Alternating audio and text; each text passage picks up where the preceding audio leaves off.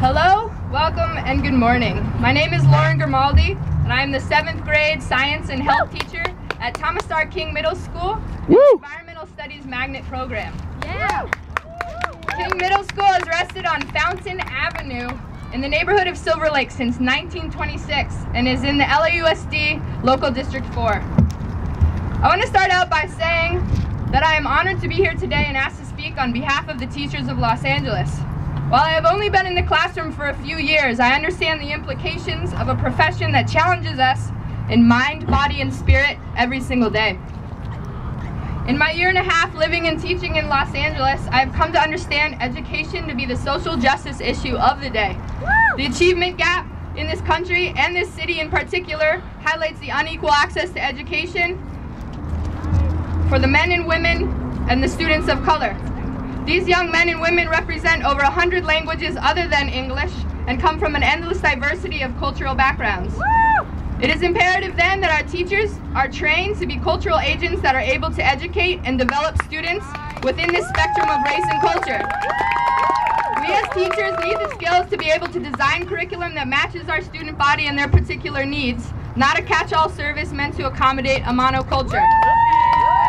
Even further, as Paulo Freire states in his book Pedagogy of Indignation, the capable and serious progressive educator must not only teach his or her discipline well, but he or she must also challenge the learner to critically think through the social, political, and historic reality within which he or she is a presence.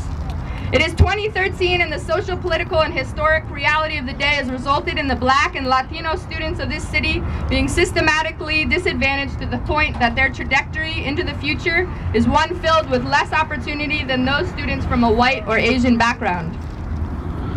I've personally had the opportunity to pursue development as a social justice educator, and I now see how this form of professional development plays a key role in the progress made by students, schools, and the communities that they serve in this growing and diverse city. I now realize the power in how learning about the world is directly connected to the possibility of changing it. Last fall in the semester of health with my 7th graders, we discussed topics of social justice and environmental justice, followed by learning about the power of activism. It is not enough to just teach our children the problems of the world, but we have to give them the tools to be able to solve them and make it a better place. The unit culminated in an activism project in which I pushed my students to be the change they wish to see in the world. The end result was a beautiful variety of multimedia projects and small forms of activism addressing issues ranging from bullying to trash on campus to animal rights to female empowerment. Professional development programs in this bustling urban center, home to the 2nd largest school system in this country, need to train teachers as social justice educators. Teachers need to understand the cross-section of race and culture that is found within their schools and communities. With this insight, professional development curriculum can be designed to meet the needs of the specific population.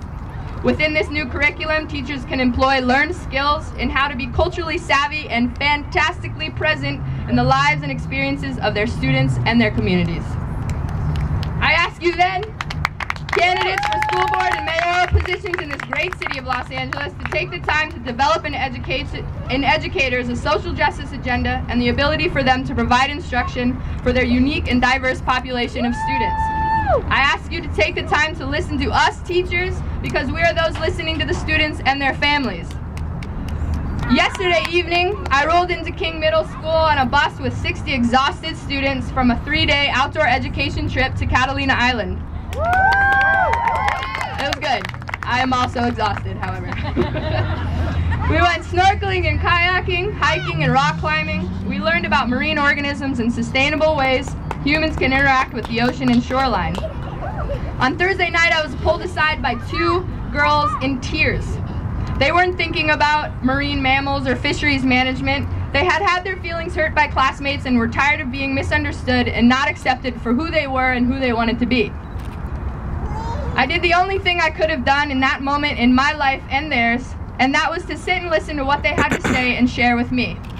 After about 20 minutes, some more tears and lots of laughs, we ran to the edge of the pier and shouted out to the dark and giant Pacific Ocean, "We are beautiful, we are awesome, We are loved. Thank you.